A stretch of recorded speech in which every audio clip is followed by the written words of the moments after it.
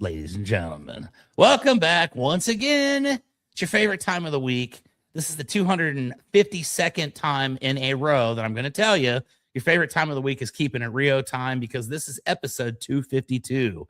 And ladies and gentlemen, I got myself a really amazing guest on tap for today. We're going to learn some stuff together, and hopefully we're going to solve problems that homeowners all over the world are facing, and maybe just bring a little bit of evidence or a little bit of education, and bring a little bit of light to a problem that's going on in the world. And I sure did make that sound like it was going to be a lot more important than it is. So nothing but high expectations to start off the show. Ladies and gentlemen, it's an absolute honor for me to welcome to the program today Mr. Aron DeLong of Lomanco.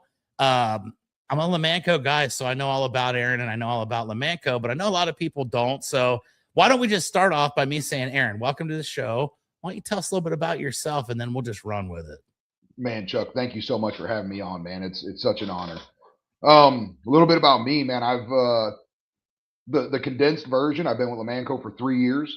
I cover South Texas, so I'm Beaumont to Georgetown, down to the border, and then circle back to Houston, where I live over here in Katy. Nice. Um, Prior to that, spent 12 years on the roofing distribution side, where I did everything you can do from work the counter, ran some branches, ran some regions, was a salesperson. Just been in roofing for about 15 years, and man, I can't imagine doing anything else. I love the business. I love the people in it. I'm going to spend the next 30 years here, and then I'm going to shut it down and go fishing. That's the plan right there, and I love that. And I'd like to hear a little bit about your prior career, because I also was in distribution for about 15 years prior to getting into the contracting side. I opened a branch one time. I used to be a branch manager of a roofing supply company. So I love to know that there's, that kind of a background and that we share that in common. But much like what happened to myself, I got a little crazy because it was almost like being a caged animal. I was stuck in there all the time and I couldn't leave the office. And I am definitely not a sitting in the office for 8 hours a day kind of guy. So what was your decision maker that said, you know what, distribution's fun and all that, but I'm gonna go sell ventilation products? What influenced that decision in your mind? Man, I think we've seen distribution change quite a bit, right? It Yeah. it used to be, and I think there's still aspects of it, but it used to be a ton of fun. It wasn't so saturated with distributors in every market, and I was mainly focused in Houston as a branch manager and a salesperson, but even when I was a regional leader, it was Texas and Oklahoma. And man, everywhere you go, it's just wildly inundated. So the competition's a little stiffer, which I'm not afraid of a challenge. Um, but my last opportunity, I was really kind of a square peg trying to be fit into a round hole. And we looked at the business differently. And I know a lot of friends of mine who had success on the manufacturing side, and man, I wanted to make the jump over there. And I really thought I wanted to be a shingle rep. And so I was actually interviewing with a large shingle company looking for a regional manager at the time, and bailed out of that to go sell vents. And never in a million years would I have thought I'd be selling vents, because it's such a small part of the business. But hey, here I am. I've learned more than I ever thought I could, and I'm having a blast doing it. Yeah, and at the end of the day, you stay in the industry, you're having fun. I agree with you. I think being a manufacturer rep would be amazing. I probably tried a little bit later in life than I should have, and I didn't get any of the opportunities I was looking for on that end, which is why I'm still doing my contracting. But I love that about it, and I think it's interesting that you landed in ventilation, because, like you say, this isn't something that you probably dreamt of as a kid. Like, one day I'm going to go out to explain to roofing contractors where they're messing up, how they're ruining people's homes, and how they could, solve these problems. But Lomanco, from what I understand, is a pretty interesting company. So tell me a little bit about the decision-making process when you thought, okay, I'm going to go do something else. Think I'm going to be a shingle rep, but here's this appealing opportunity. What appealed to you about Lomanco that made you look at that and say, hey, you know what? That looks pretty dang cool. Yeah, it was, man, until I was 26 years old, I was going to be a football coach. I played football my whole life, played college football, coached at the college level, and got out of that to go get a real job for a little bit. But as I'm looking to make the change, fast forwarding, man, I'm praying real hard. And it's a prayer of like, God, don't nudge me, shove me. Like slap me in the face in the direction I should go. Um, and so I have an old friend of mine that I worked for back at Allied Building Products, which is now part of the QXO family. Yep. Called me and said, "Hey, dude, you should talk to Lomanco." I was like, "Yeah, right. You sell vents, dude. I can't believe you took such a step back." But then I go up there and I meet our leadership, and the two guys that I work for, like, you couldn't ask for better bosses. They're almost as competitive as I am, and they would argue that they're more. Of And then course. and then we go to barbecue up in Arkansas for lunch that day, and it's not Texas barbecue, but it's close enough. And the owner of the company was like, "Hey, I think I'm just going to join you guys."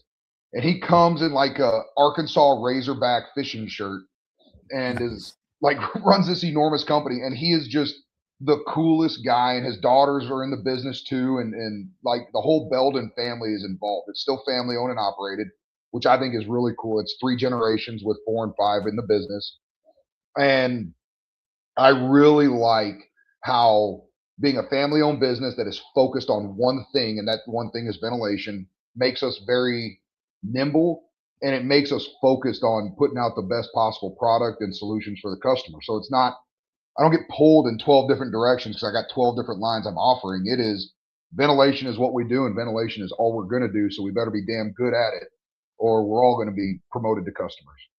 Right. And I love that because to me, I think it's very important to focus on one thing and to be a specialist.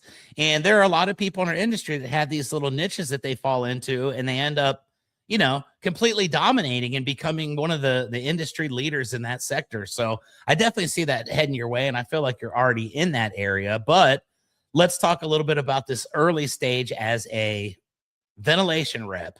Obviously, you've got a good network to fall back on. You've been in the industry, you've known a lot of people over the years, but ventilation, again, it's not one of those things. It's even probably harder than shingles to get someone to say, I'm going to switch to a different vent product because, I was in distribution. I know how that works. I would have guys that no matter what shingle brand they ordered, they were going to get this very specific vent and they didn't care if it had any warranties or anything like that. So tell me a little bit about your experience getting in, some of the feedback that you received from some of your compatriots here in the industry when you come to them and say, "Hey, let's talk vents." What was that initial foray like for you? Dude, you're exactly right. I went and sat down in front of people and was like, "Hey, benefits and features." And the most common kickback I got was Ridgevent is Ridgevent, contractors don't care. And it's like, "No, but we've got a three baffle system and a lifetime warranty. We got all this stuff, right?" And everyone's like, "Okay, cool. What's it cost?" And I'm like, "Okay, yeah, we've got that part covered." So that was very difficult. But anyone who knows Ian and Jay know them well because they're the men in this industry. So I took it, and when I first started, my whole goal was to start and do my independent thing, which I'm doing now. Um, and so I said, if I'm going to have any success in this, I better be the Ian and Jay of ventilation. Like I better be the person people call when they don't know what to do. So I invested a ton of time with our engineers in doing my own research, and then comparing that research to what the engineers have tested and found, and decided that if I'm going to do this thing, I need to do it all the way, and I need to become the expert so that contractors and distributors can lean on me when they need something and I can find them the answer, even if it's not my product. And I do it all the time where we'll come up with a challenge and maybe I don't have a solution because you're not re roofing the house, you're just fixing the ventilation. And I got to point them in another direction, but I know those people from my time in distribution. So now it's come to me. I will point you in the right direction. Even if it's not my stuff, we'll get you squared away. And I feel like that brings a little more value than me trying to shove Lomanco down your throat all day. Because at the end of the day, you need to get your homeowner taken care of. And in the long run, I think we win a good relationship and a good opportunity to work together if you can trust me from that standpoint. Yeah, absolutely. And you hit the nail on the head right there. This is about the homeowners. This is about us doing the right thing, taking care of people. And we're in Texas. You know as well as I do, Texas, they use the old term the Wild West, but with roofing, a lot of people don't realize that there are no licenses. Literally anybody can start a roofing company on a Tuesday afternoon, and on Wednesday they can go out and say, "Hey, you know what? I'm an expert. I'm a roofer. I have a company. Check this out." So a lot of bad things happen because of this. A lot of people are maybe, not as well versed, not as well educated. I hate to say this, but a lot of people think, well, it's just roofing. It's easy. Any moron can do it, because a lot of morons do it, but that's not the point of the situation. The reason we have a bad reputation is because of things where people may have good intent, they may have evil intent, but one of the most common things that I see here in San Antonio is there are issues with the roof, and they're related to the improper ventilation of the home. So I try to go in and explain to homeowners, you've got to have a system. It's not just about going in there and, if it's not venting right enough here, we'll just throw a couple more of these square ones on, or maybe we'll put a circle one over here and do whatever we do. So as a homeowner, let's look at it from that lens for a second, Aaron. I've got a homeowner and they don't know anything about roofing. They don't know anything about ventilation. Take a couple seconds and explain to the homeowners why proper vents and proper ventilation systems are so crucial to their homes, because most people are getting taken advantage of and they just don't even know it. Yeah, it's really a problem with, we're very convicted in the things we think we know, right? And so we've been taught the wrong way, but we're very convicted in the wrong way, so we think it's right. Getting a homeowner to react to ventilation is comes down to one question: how's your electric bill been? My electric bill sucks. Of course it does. Your attic isn't exhausting any of the heat, so all it's doing is sitting there and cooking your home. It burns out your shingles. It's going to wear out your windows. It's going to wear out your HVAC system, and it's going to cause you an increased electric bill. What if I could fix that? And I think if you Tell can me walk more. down, yeah, if you walk down that conversation with your homeowner, they're going to be all in. I agree with that. And I love that. And it's kind of funny because one of those things that I get the most is the calls for people that say, my so-and-so did my roof and I don't feel like it's right because things are going wrong and stuff's falling off and so on and so forth. You go over there and you find a complete disaster. And it's like, man, okay, let's figure out how to do this properly, guys, so that we don't have to continue to get, homeowners get screwed over on this and end up losing hundreds or thousands of dollars. So a proper ventilation system looks like what, as far as the components that are required to get air flowing? Because I like what you just said. It's not leaving the attic. So what do we need to do to get air out of the attic space that's just sitting there stagnant and doing nothing but harm? Yeah, that's it. It's really, you need to have your intake in the bottom third, and then your exhaust within 3 foot of the highest point, and that's it. You don't mix anything at the top because it works just like a straw. So that air or your soda sits at the bottom of the attic space. I need to have one exit point at the top that's all at the same height so that I can pull that soda up. As soon as I put a vent here and a vent here, now I got a hole in my straw, and that soda is not going to come out. All you're going to do is pull in air through the lower hole, push it out through the top. And I see that more often than not, especially throughout my territory, is we mix ventilation too much. And then we don't put any math to the intake. And the scary part is not just the heat, but you're getting the call as a contractor when it's a mold issue. And now it's not cheap because they let the heat sit there long enough, and this warm, moist air that we have is going to sit there and accumulate. It's going to sit in the insulation and soak into the wood, and then you got mold spores and mildew and all that showing up. That's when you get the call, and it's a complete soup sandwich. Indeed it is. And I have been there on quite a few occasions. Not fun to explain to a homeowner, yeah, you're kind of screwed here. But it's what we end up having to do because people do go in and they're not responsible and they're not as professional or proficient as they need to be. And at the end of the day, the consumer is the one that suffers. So we're looking to do something to help people to eliminate this situation. And I know this is a fight that we're going to be fighting probably 50, 175 years after we're dead, Aaron, because I think, like you said, people are stuck in their ways. And it's like, well, my grandpa taught me that. He taught my dad taught me. And that's the way it's going to be regardless, because that's how it's always worked. And, okay, fine, I guess. But in order to separate yourself from I hate to even use the term because I have this name, but we'll call it a Stan in a van. He is just a random guy that's going to drive up there, and he may not be super qualified. Funny thing is, I don't even drive a truck, but this is a homeowner that's unsuspecting, doesn't know what they're looking for. What are some of the things that a contractor should look for when they go to the home so that they can provide the best service, so they can provide the best system? I know that this is an educational podcast today for homeowners, but I like to help some contractors out as well. So you go to a house, you're getting ready to look at a roof system, and ventilation is one of the key components. What are some of the things we need to take into account when we're calculating airspace and the type of ventilation that we need to put on a specific home? Yeah, it's first, if you got the address, takes no time to jump on Google Earth, trace the perimeter of the home, get an idea of the attic area that you're working with. Now you've got that in mind. Then you can take a look at the ridges and see, okay, do I have enough for ridge vent? Because my default is always going to be ridge vent. If I can put ridge vent on a house, let's do that. It's cost Absolutely. effective, it looks good, and it's really effective. Yeah, heat Um, rises. it does. And as the wind moves over it, it becomes a pump. I mean, you saw the smokehouse when we do the demonstration there. That air turns that air vent or that ridge vent into a pump. But as a contractor, Jim Johnson preaches giving a whole house diagnostic, right? So we're not just going to go look at the roof and show you some pictures about, hey, here's some hail or not, here's some wind or not. Check out the windows, check out all that, but then climb into the attic space. And this is something I really hammer on is as a contractor, you have to get a whole idea what's going on.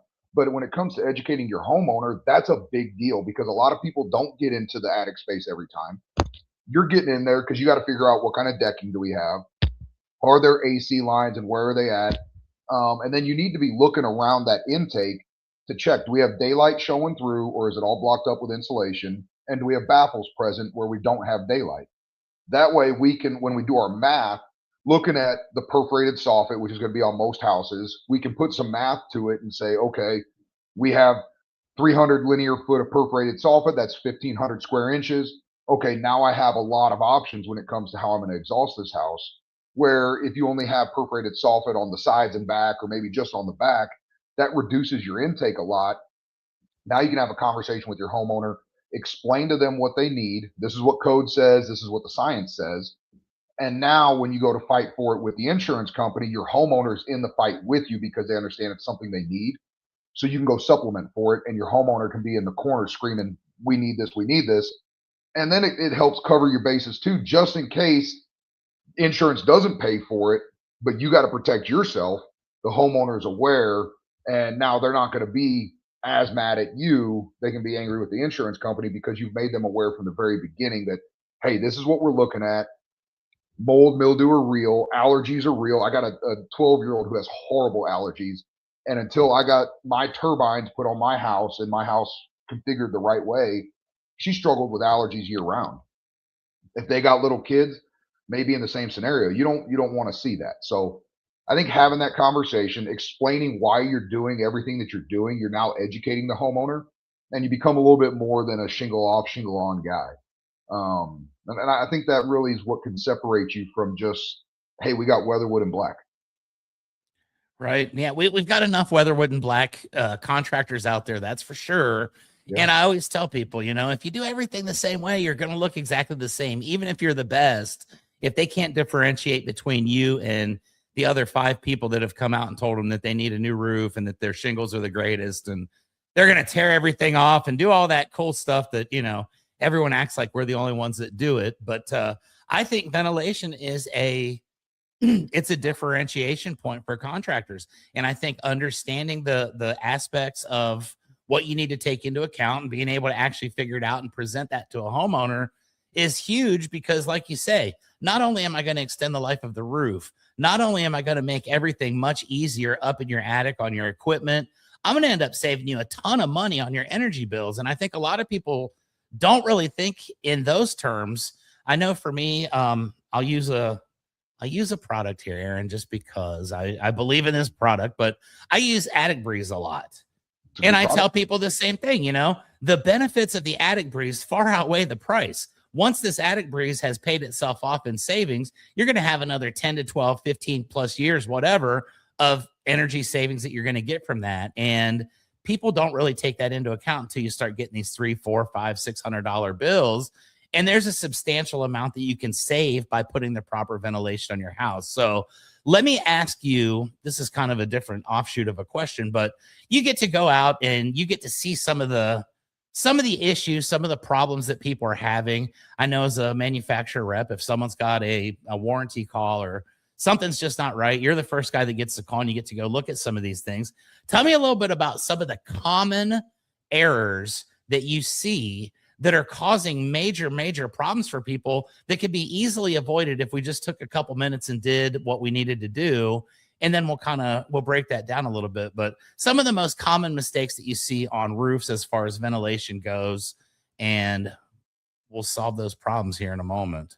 Yeah, I got most common is going to be ventilation at different heights. I live in Houston. I've worked in Houston for a long time. We put ridge vent on everything.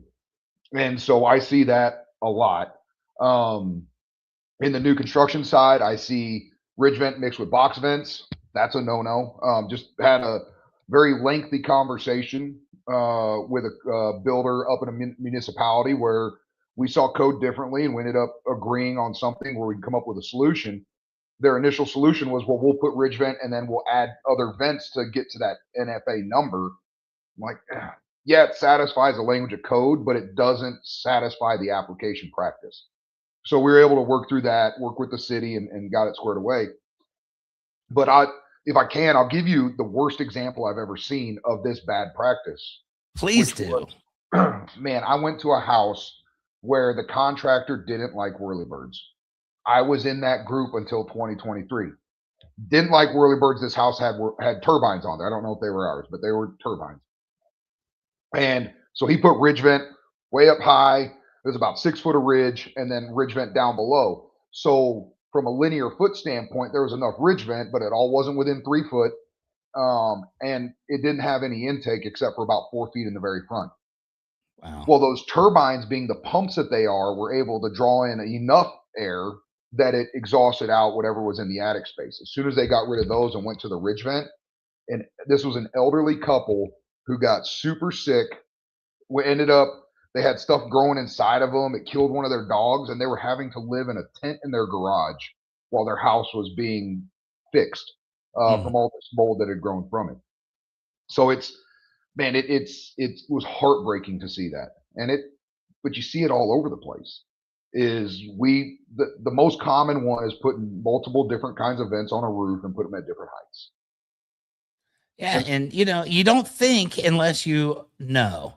And conventional wisdom would always tell you, well, just add another one and that'll eliminate the issue. But in reality, it makes the issue a million times worse. And you get to the point where you're living in a tent in your garage as an elderly couple because you can't breathe anymore. And I don't assume that it was intentional. I never do. I always figure, I'm a good-hearted person, so I assume everybody else is.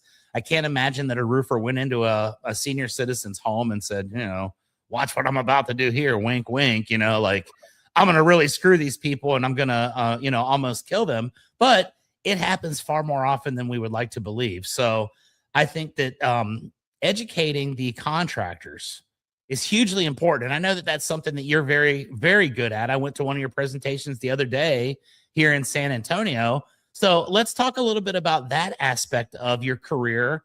You get to go out and you get to teach these guys who do stupid things like that, intentionally, unintentionally, whatever.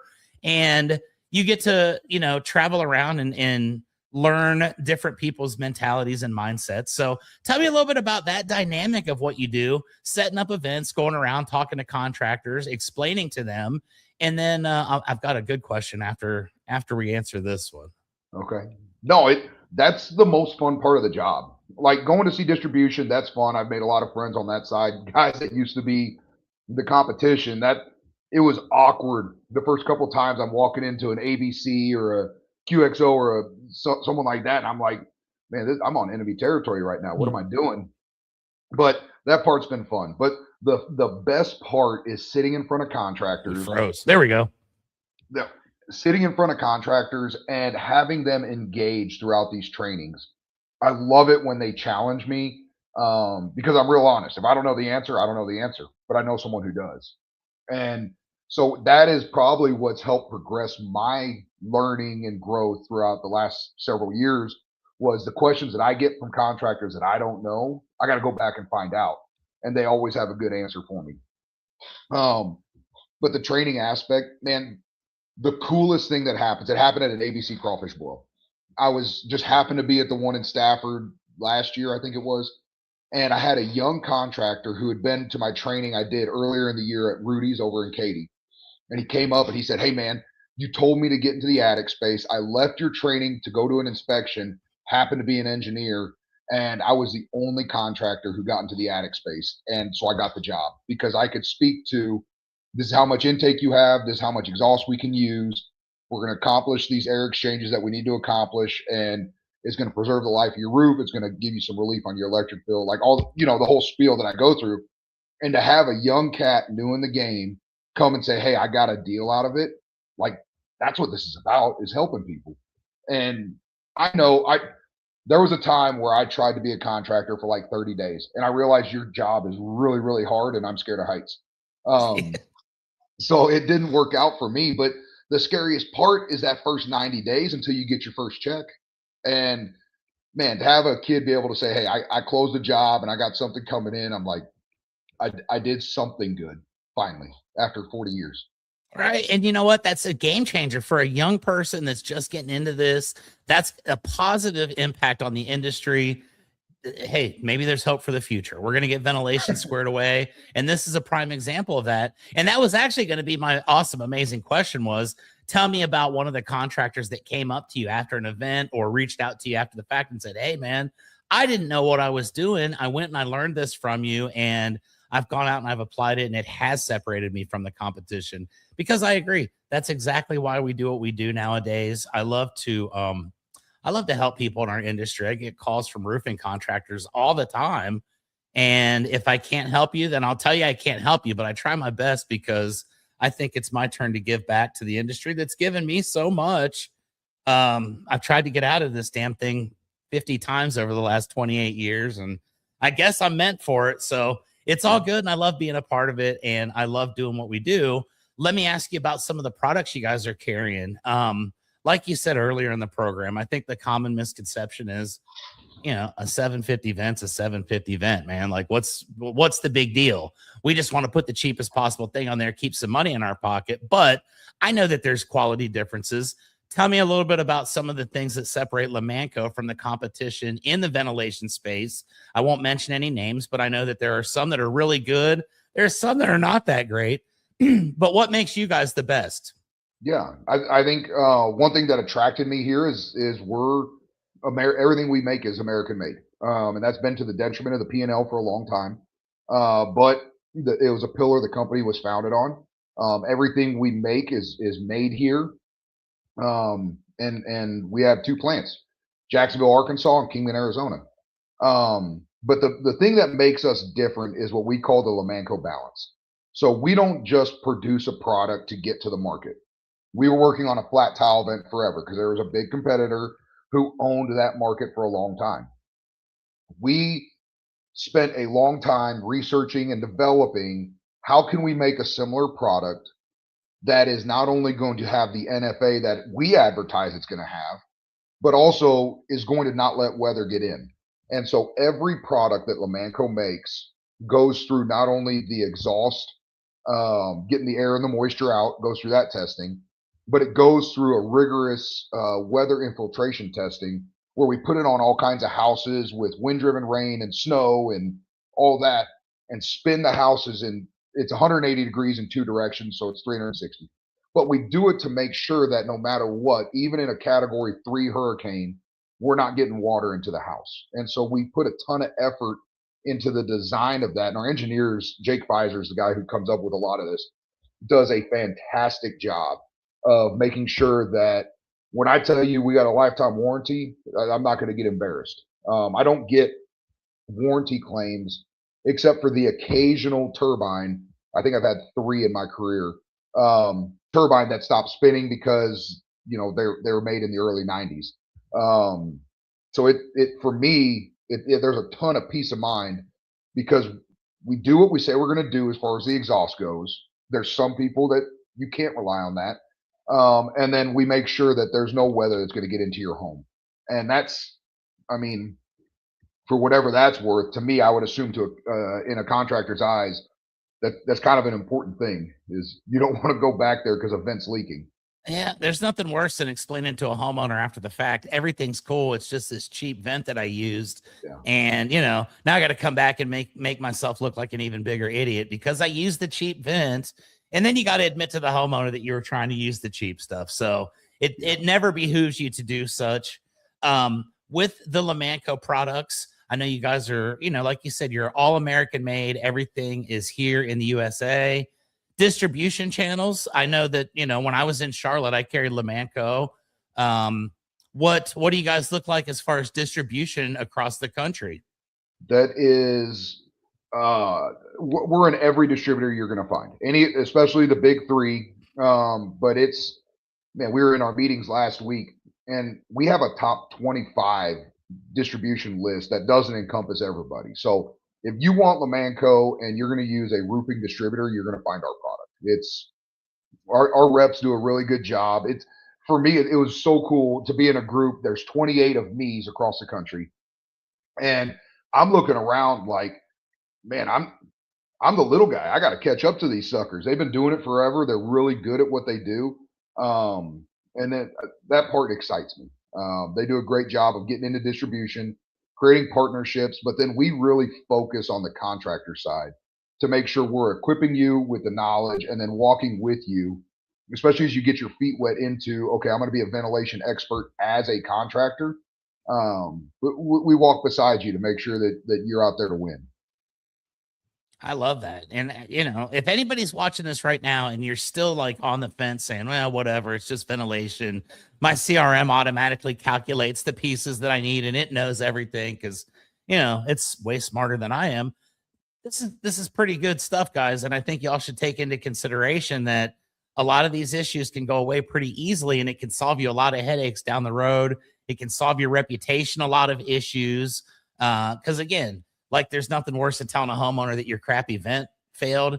There's nothing worse than getting a negative review because your crap event failed. And that's 100% your decision. So don't be buying the cheap stuff, buy the good stuff, American made. If you don't support that, I don't know what to tell you. We're in America, but that's pretty amazing. Let's talk a little bit about, you said something there that really caught my attention. I wasn't going to mention this at all because it almost seems like it's kind of a negative question, but I know you're going to put a positive spin, and that's a huge pun on this question. I've been around since the late 90s in the industry. I have seen, just about every product that's come and gone that was going to save the world, that was going to be, the next big thing. And there have been constants throughout the course of time as well. And I love what you just mentioned about a turbine vent because I am one of those people, and I'm going to say right now that I'm willing to change my entire perspective on this. I'm one of those people that doesn't really like putting turbines on because to me, they have historically not lasted as long as the roof system. So I like what you said about having just a couple warranty calls because they were made way back in the 90s. And that begs the question, Aaron, what has improved on turbine whirlybird vents since the 90s that make them now a better, more confident type of option for a contractor and not one that scares you where you're thinking, oh my God, it's going to stop working and then I'm going to have problems and I'm going to remember these people 10 years from now when they're suing me. What kind of evolution have we had in the framework and inner workings of those vents to prevent that from happening? Yeah, I think a lot of it's in the design of how we make ours. One of the issues, and I'm not knocking anybody, but the turbine vent has been duplicated, but it's never been, or it's been imitated, but it's never been duplicated, right? So the way we make ours, it's all aluminum inside and out. It's not going to rust. As soon as that shaft on the inside rusts, that's when it starts to seize up, and that's when it does this and gets knocked off the roof. The other part that we do is we have two sets of permanently lubricated ball bearings, one at the top and the bottom, that are designed to spin forever. That's why we put a forever guarantee on it. The two that I replaced, one was made in 1990, and then the other was made in 1992, but it had been spray painted green, so that might have affected it a little bit, but who cares? Forever's forever, and it's two vents. Here's your new vents. I got to tell you, I was the guy in distribution. I hated whirlybirds and turbines. And it's because I was told that they only exhaust the first couple feet of the attic space. They only spin because of convection. They wear out, they squeak, they rust, they do all these horrible things, right? And I just haven't seen that. Then I start doing some math to it because I'm like, it's a whirlybird. It's big and bulky. It's kind of ugly. It's exactly like I am. Yeah. But then I get into the engineers and we start digging in. And so we use 7 miles an hour as our kind of our baseline. That's a national average for wind speed in the US. Down in South Texas, it's a little bit higher at different parts of the year, but whatever, we'll stick to 7. When you look at a 12-inch whirlybird, which is the most common turbine you're going to find out there, you're going to get 540 cubic feet of air that it moves every minute. That's how much it's pulling up through the attic space. When you go to the 14-inch, which is the one I always encourage people to go to, you're at 720 cubic feet per minute. Now, as that wind, this is the difference, is as the wind picks up, the CFM picks up. And so now you're getting more air drawn out. I made a video, I guess it was back in the fall. We had like 22-mile-an-hour winds blowing through Katy. And I took a video of the whirlybirds that are on my house. Remember, I'm a guy who hated them. I now have 3. Hated them. Got up there, did the math on it with 22 miles an hour, and I'm like 1980 CFM. It's outperforming a solar vent on their max output that they advertise. That I'm like, man, this thing's kicking butt. Then with the Lomanco whirlybird, we test them. We have a wind cage, and we have to put it in a cage because some of them we've tested before exploded when it gets too fast. But we run that air at 144 miles an hour, and it just spins that whirlybird. And all it does, because of the design of ours, is that it's going to condense as that centrifugal force pulls out, and then when it slows down, it expands right back out. So it's able to adjust to the wind speed so that it doesn't just stay big and bulky and then explode as soon as the wind gets too fast. There you go. That's pretty awesome. I did not know that. And now I'm hoping that I can see 144-mile-an-hour wind. I'm going to go find some houses with some, they're going to be whirlybirds. They're not going to just be any random turbines because I know some of the other ones would be laying somewhere miles down the road. But I think that's fascinating. And to me, in my time, I learned to hate whirlybirds from distribution too. I'm going to be honest. I was a conveyor truck driver for 12 years. And those things were the biggest pain in the ass to transport to a job site with a huge truck because they were so fragile back then. And it was like, man, these things are just not my cup of tea. But I think you've done something to change my mind. And hopefully people that have been watching this that are either contractors or homeowners have realized that there's a lot more to this than just slapping on a couple vents and letting the air do its thing, because it doesn't work that way if you don't do it right. So I appreciate that very much. I do want to ask, go ahead. I think that's a way to separate yourself, is because you mentioned the CRM before, right? Where it just automatically spits out what you should do. That's the guy who's going to go in and tell you how great the shingle is that they use. Yep. And I think when you take that approach with anything, and don't do it with Lomanco either, but when you walk in and you talk about how great a product is, now they can go to the next 6 contractors that knock on the door and say, I'm going to have this product because I became sticky to that product. Yep. But when you go in and you do a whole house diagnostic and you say, hey, this is where we're at, this is what you need for ventilation, what you have up there right now is not going to work. Oh, and by the way, we use a shingle that does this, that, and the other. But this is how we put things down and how we address your valleys and your penetrations. And like when you can talk about the way you do things versus what you use, you're less of a price and more of a solution. And I had to learn that the hard way through what I have to do now, because ventilation, shingles, everything in this business has been commoditized to where it often boils down to price, right? Yep. So I got to do things a little bit differently than everyone else that's out there in order to bring some kind of additional value to make me a little bit more different, hopefully a little bit more desirable. And now that's how you start to make inroads. And I think if contractors do that, I know there's a bunch that do it really good, but if people really take that and embrace it, and ventilation can just be a small part of it, I think you win more jobs that way than having to be the $280 a square that we hear, the nightmare that's running around right now. Especially in Houston. I've been hearing a lot about that lately. So we want to avoid that at all costs, because that is the quickest way to bankruptcy and horrible memories for your life moving forward. So don't Well, sell stuff at 280 a square, guys. That is just stupid. you feel bad for the homeowner, because the homeowner is going to have an issue when it's done that way. And the company that they got that great deal from ain't going to exist anymore. And Yep, now they're going to they're have to buy a gone. whole new roof again. Yeah, it's a never-ending cycle, unfortunately. But we are here to do what's right. We're here to help prevent that from happening. And I am convinced 100%, Aron, that at least I'm going to say 50, 60,000 people are going to watch this episode today, and they're going to say, you know what?